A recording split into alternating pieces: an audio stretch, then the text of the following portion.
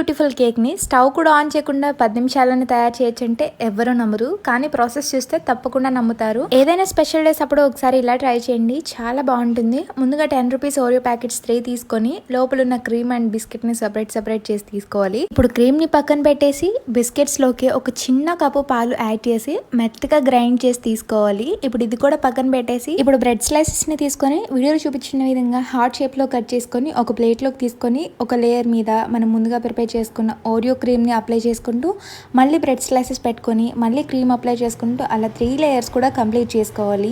ఇప్పుడు ఫైనల్ గా మనం ఓరియో బిస్కెట్ లో లోపల క్రీమ్ అనేది సెపరేట్ చేసి పక్కన ఉంచుకున్నాం కదా, దాన్ని వీడియోలో చూపించిన విధంగా రౌండ్ గా ఫోల్డ్ చేసి హార్ట్ షేప్ లో అంతా కూడా అప్లై చేసుకోవాలి. ఫైనల్ గా చెరీస్ తో గార్నిష్ చేసుకుని మధ్యలో తురుముకున్న చాక్లెట్ వేసుకుంటే ఎంతో టేస్ట్ గా ఉండే ఇన్స్టాంట్ కేక్ రెసిపీ అయితే రెడీ అయిపోతుందండి. ఇలాంటి సింపుల్ అండ్ ఈజీ రెసిపీస్ కోసం మన ఛానల్ ని తప్పకుండా ఫాలో చేసి సబ్స్క్రైబ్ చేసుకోండి.